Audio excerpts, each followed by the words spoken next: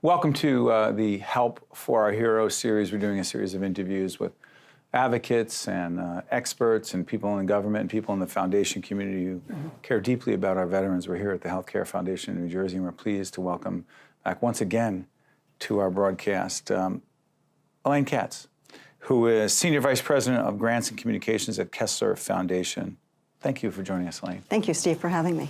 Kessler Foundation cares deeply about the needs of veterans because they're a population that's often overlooked and unemployed, returning from different Gulf Wars and other situations, and they just simply can't find employment. It's very difficult, right? It's very difficult to find employment. There's a lot of other issues surrounding them. It's not just getting the job, it's all those wraparound services that make it so critical to help somebody like a veteran become employed. You use the term wraparound services. Could you break that down a little bit?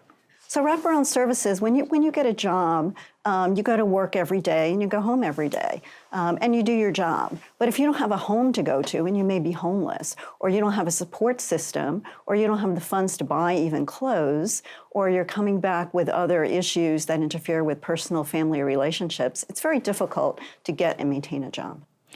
Disabled veterans, I don't know if I want to even use that term, veterans who are dealing with serious issues, head injuries, others. The Kessler Foundation deals with that as well. And I know there are scientists on your team we've talked to extensively about that. But those injuries have a great impact on the quality of life of many of these veterans and their family members, right? Correct. So if you're coming back, a returning veteran, and you have cognitive issues with memory, you have traumatic brain injury, you may have spinal cord injury, you have other disabilities that affect your quality of life and interfere with everyday life, doing everyday tasks. It's very difficult to go out in the community and find and maintain a job. So you have employers that say, yes, I want to hire a veteran, but when it comes down to the fact, some of them are very scared. Scared of? Scared of reactions in the workplace. Somebody may not be able to handle the job because of being labeled or self-identifying as having post-traumatic stress injury. It's very frightening to an employer to not know what may happen to that employee in the work environment.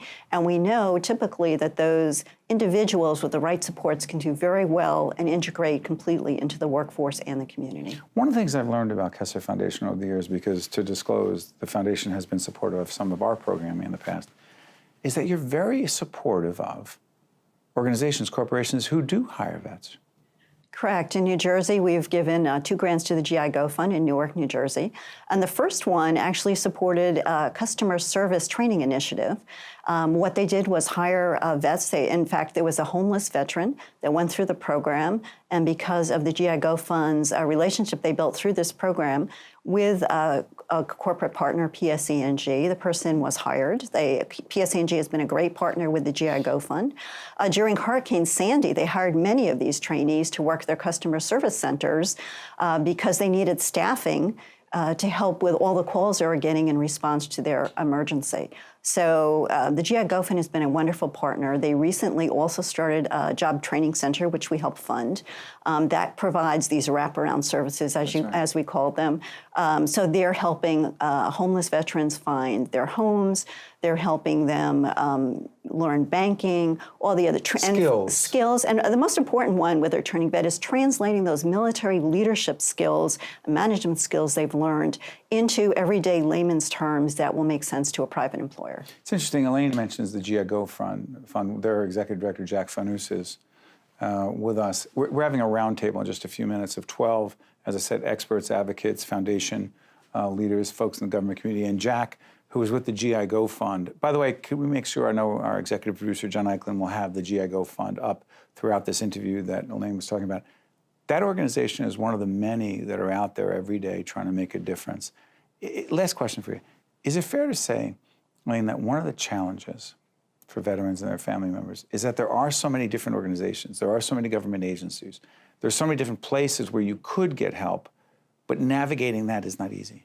I think navigating that for a person with a disability, whether they're a veteran or they're just a member of the general community, is very difficult to know where to get services. We're very fortunate in New Jersey that there are many agencies to go to that serve veterans. I know you're going to be interviewing some of them. There's also the My VA group in New Jersey. What is it? It's called My VA.